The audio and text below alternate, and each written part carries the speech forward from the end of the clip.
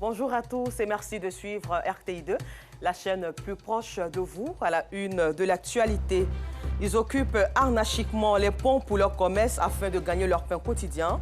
Nous nous intéresserons à leur situation.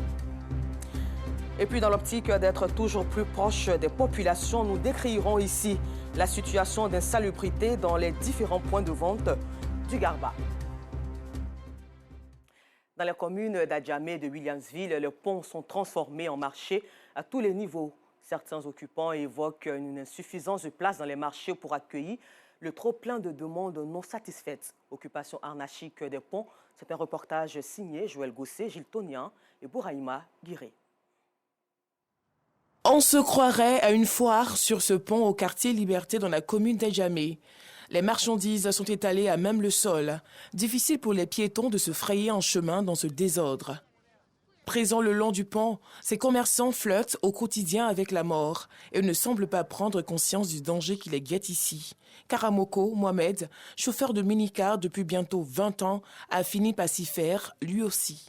Ils arrangent presque toute la population. Pour ceux qui descendent dans les véhicules comme ça, il y en a beaucoup qui vont pour des achats. Et beaucoup ne connaissent pas où le marché, le grand marché, ou bien où se trouvent les endroits où il faut payer leurs besoins.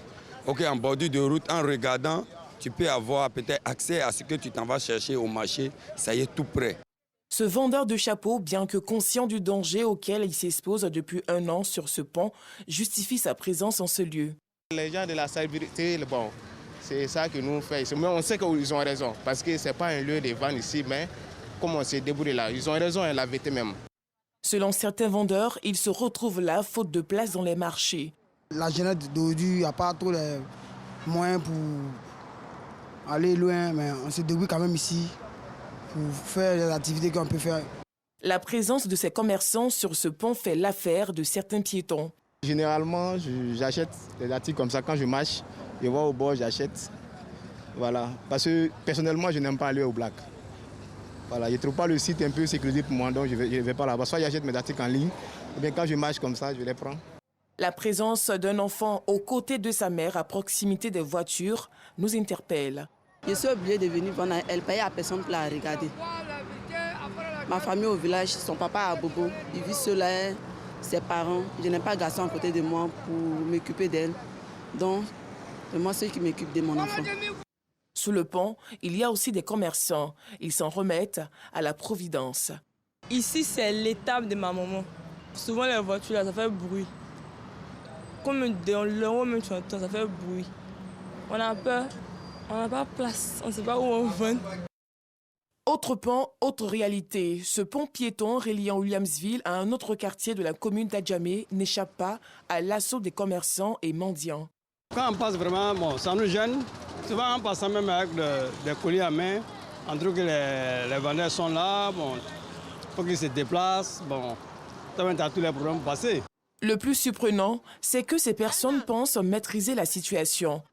Mais c'est la main, je n'ai pas les moyens, raison pour laquelle je me retrouve à faire la mendicité. C'est parce que mon mari n'a pas assez de moyens. Lorsque mes enfants vont sur la route, je les ramène vers moi. Pendant combien de temps encore ces personnes qui occupent ces ponts devront-elles bénéficier de la protection de la Providence? Que font les autorités pour mettre fin à cette situation avant que le pire ne se produise? On le sait tous pourtant, mieux vaut prévenir que guérir. Le menu de l'attiqué au poisson, au thon, communément appelé garba, est beaucoup prisé par les populations d'Abidjan. Pourtant, le facteur hygiène est très souvent négligé. Et avec Yacouba Koulibaly et Bintou Pekile, constatons ensemble l'état de salubrité dans les garbadromes dans les communes d'Adjamé et de Cocody. Quartier Liberté, commune d'Adjamé. Ici à Cavon de l'attiqué au thon, communément appelé garba, près d'une toilette publique. Un environnement qui offre un paysage insalubre. Le vendeur dit fournir des efforts pour maintenir l'endroit propre. J'étais là à savon, je peux Kabakou, je dépose. On peut au moins mettre dans l'eau. Avec ça, lave à sec. Ah, vraiment, c'est propre, mais déjà, ils ne se préparent pour dire que c'est sale. Des clients se contentent de ce cadre de restauration. L'environnement, ce n'est pas parfait en tant que tel, mais On est habitué à ça, quoi. On est habitué à ce genre de cas. Quand on vient mettre le gaba, même si ce n'est pas propre, nous, c'est qui nous intéresse sur le gaba. À Djamé, ici, ce n'est pas partout qui est propre.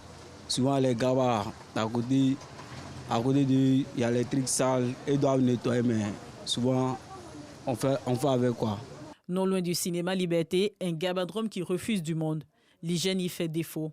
Les assiettes utilisées pour servir les clients sont mal nettoyées. L'eau pour le lavage des assiettes et des mains devenues sales est inchangée. L'huile de friture des poissons rendue noire du fait de plusieurs utilisations. Dans ces conditions non hygiéniques, cette cliente nous confie son secret de protection contre les maladies telles que la fièvre typhoïde et le choléra. Si tu veux regarder l'environnement, tu n'as pas mangé. C'est l'ambiance. Mais vous me voyez, il y a la boue, on est là, mais tu as faim, tu vas faire comment? Donc tu fermes les yeux sur ça. Toi-même, tu essaies de trouver ta propre hygiène. Tu laves bien ton assiette, tu laves tes mains, tu cherches un endroit pour t'asseoir, c'est tout. Autre commune, autre réalité. À Cocody, chez Abou et Abdoul Wahab, l'hygiène est de mise. Serge Cramo, un client venu expressément de Koumassi, a porté son choix sur ce gabadrome. Il quitte Koumassi venir manger à Cocody. Pourquoi? Parce que le coin est propre. Ce qui doit rentrer dans mon ventre doit être propre. Si ce n'est pas propre, je ne mange pas. La pauvreté, ça doit être important parce que si tu fais, c'est la nourriture. Tu vends la nourriture où les gens viennent manger. Si tu n'as pas fait la propreté, vraiment, personne ne peut venir manger. Et puis les clients vont te parler bien même. Et puis ta commerce ne peut jamais passer bien. Bien que délicat au plan sanitaire, le business du gaba, très rentable, peine à être soumis à des règles de propriété pour le bien-être des consommateurs. Nous restons toujours avec ces vendeurs de garba et ces derniers temps, ils dénoncent la hausse des prix du poisson-thon, une situation qui a des répercussions sur les consommateurs. Notre reporter Georgette Ido Fofana a sillonné quelques points de vente. J'adore le gaba. Le gaba, c'est un plat, bon, c'est devenu un peu culturel pour la Côte d'Ivoire, mais actuellement, c'est en train de devenir un plat un peu prisé par ceux qui ont un peu les moyens. Si tu n'as pas les moyens, tu ne peux pas manger le gaba. On aime gaba, mais les poissons, en tout cas, c'est devenu très cher. Donc, on va essayer de voir. Les consommateurs de garba, un plat composé de sémoule de manioc et de morceaux de thon frit accompagnés de piments frais hachés, dénoncent l'augmentation des prix du thon et du faux thon.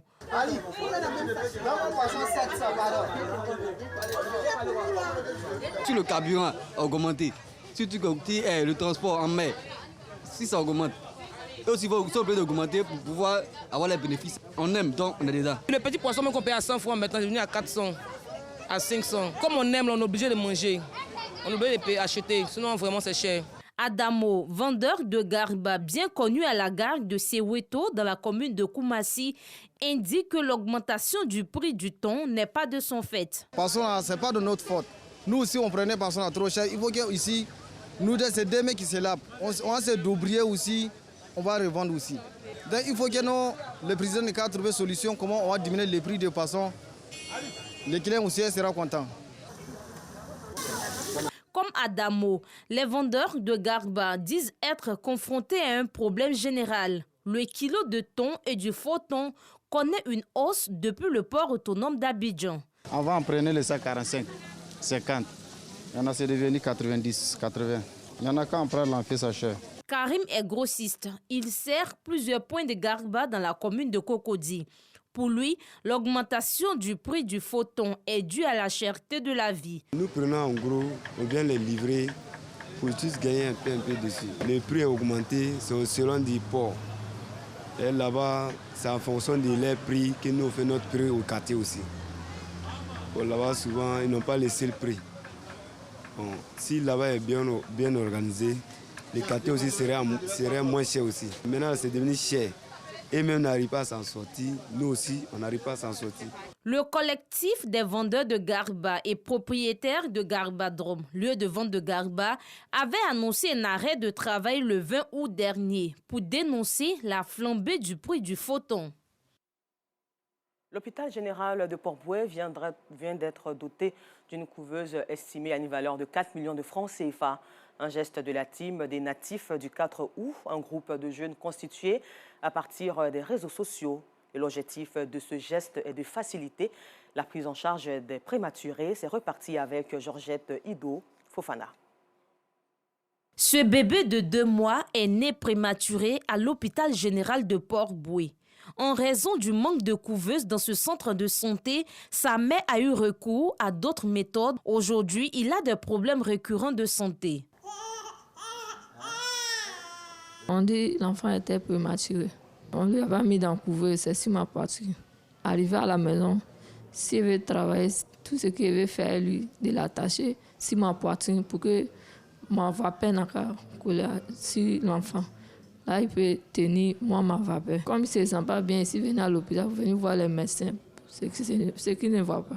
Selon Dr Yoboué, médecin généraliste, les prématurés doivent avoir un traitement particulier. Ils sont fragiles sur le plan immunitaire, ils font facilement des infections. Il y a plusieurs stades de prématurité. Donc, il y a environ 4 stades. Le premier, c'est environ de 37 semaines à 34 semaines. On parle des petits prématurés. C'est-à-dire qu'ils ne sont pas trop prématurés, donc petits prématurés. De 34 à 32 semaines, on parle des prématurités moyens.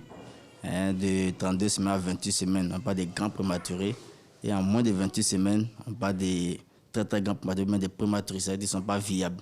Pour les grands prématurés et les très grands prématurés, si l'enfant n'est pas pris en charge dans une couveuse, le plus rapidement possible, c'est le décès à coup sûr. L'hôpital général de Port-Bouët ne dispose pas de couveuse fonctionnelle. Pourtant, la maternité enregistre plus de 15 naissances par jour. Si on a une couveuse au sein de l'hôpital ici, ça sera tranquille pour tout le monde, pour les patientes, également pour les mamans et aussi pour le personnel soignant. Parce qu'on en a besoin vraiment pour la prise en charge de nos bébés. Pour sauver la vie des prématurés de cet institut, les natifs du 4 août ont fait don d'une couveuse d'une valeur de 4 millions de francs CFA. Après renseignement dans la zone d'Abidjan Sud, il n'y a pas de couveuse. Donc Port-Bouët étant une grande commune, on a préféré choisir cet hôpital. Beaucoup de personnes se retrouvent avec des enfants qui décèdent prématurément. Et donc on veut pallier un tout petit peu à ce problème-là. Ce geste vient combler le déficit de couveuses et faciliter la prise en charge des prématurés. Je dis merci aux natifs du 4 août. Ça fait chaud au cœur. On ne peut que leur dire merci. On en avait vraiment besoin. On a des bébés prématurés qui sont évacués dans les structures périphériques, notamment dans les CHU de Angré, Cocody et Trècheville, pour une meilleure prise en charge. Mais je pense qu'on pourra le faire désormais chez nous. Les natifs du 4 août est un groupe constitué à partir de Facebook et qui œuvre dans plusieurs domaines, dont la santé. Hors de nos frontières au Tchad, journée très agitée hier au dialogue national inclusif ouvert il y a une semaine. À l'origine, la désignation du présidium qui doit diriger les travaux de ce forum censé permettre au Tchad de renouer avec l'ordre constitutionnel. Mais à l'annonce de la liste du présidium dirigé par l'ancien opposant à Déby Père, Gali Ngoté Gata, plusieurs participants ont vivement protesté. Certains dénoncent une supercherie et annoncent qu'ils ne participeront plus au dialogue. En Angola, le premier parti d'opposition angolais, l'UNITA, a annoncé ce mardi qu'il allait contester les résultats des élections législatives annoncées la veille et donnant le parti au pouvoir vainqueur et un second mandat au président sortant, João Lourenço. L'Angola a tenu mercredi passé le scrutin le plus serré de son histoire. 4 des 16 membres de la CNE n'ont pas signé les résultats finaux, exprimant des doutes sur le processus électoral Au pouvoir depuis l'indépendance du pouvoir du Portugal en 1975, le mouvement populaire pour la libération de l'Angola, le MPLA, a recueilli 51,17% des voix. Et selon la Commission nationale électorale, le MPLA, qui l'avait remporté haut les mains en 2017, avait 61% des suffrages, enregistre ainsi son plus bas score. Et puis pour terminer ce journal, à l'international, il y a eu des intenses combats entre les forces ukrainiennes et l'armée russe dans la quasi-totalité de la région de Kherson, dans le sud de l'Ukraine. Voilà, c'est tout pour aujourd'hui. Merci à vous et bonne suite de programme sur RTI2.